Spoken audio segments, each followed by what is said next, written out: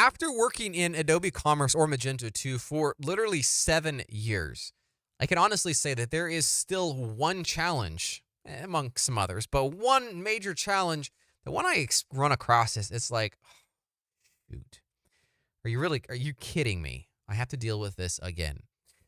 It's one of those things that unfortunately is common because of, well, upgrades. I'm kind of giving it away. It's a problem that looks like this. Composer upgrade inconsistencies. How do you work through these?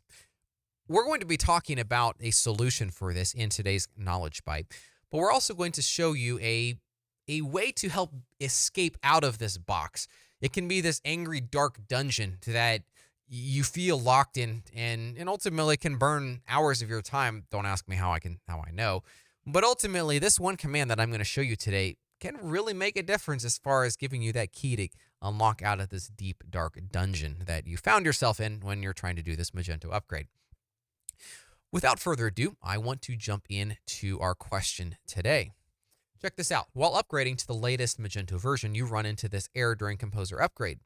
We have our upgrading dependencies. Again, you just saw my screenshot. It looks very, very similar to this.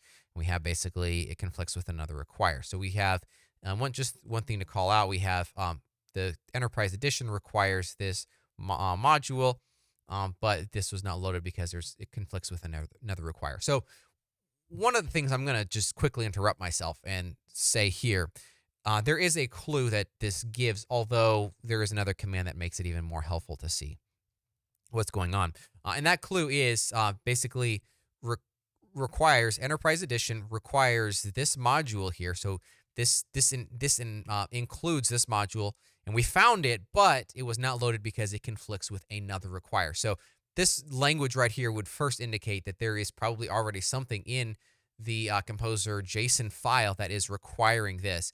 Now, again, it gets a lot more murky if we are trying to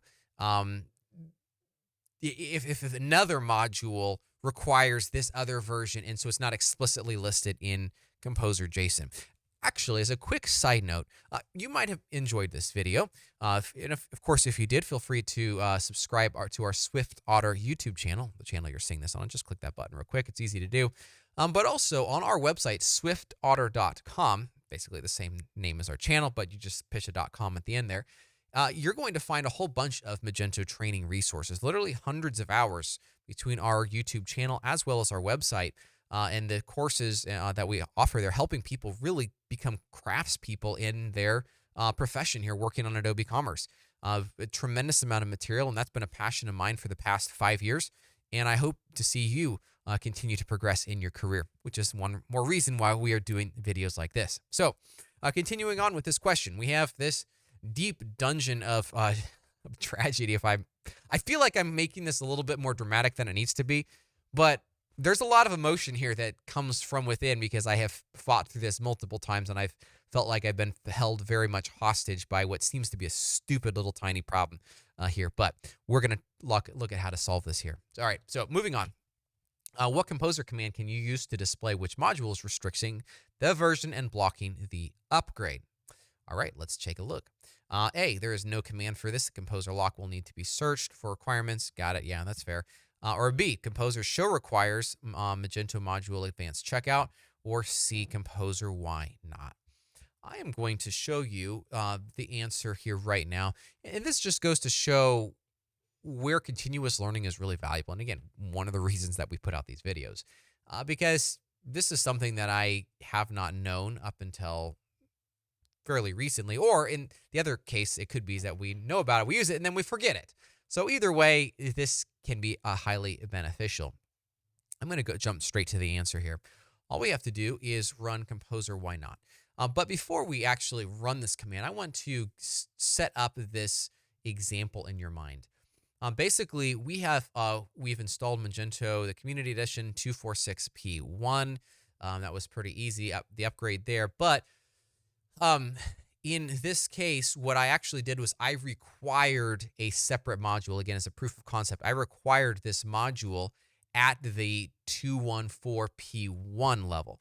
When installing this one, it actually requires 245, not 214. I'm sorry, I said that wrong.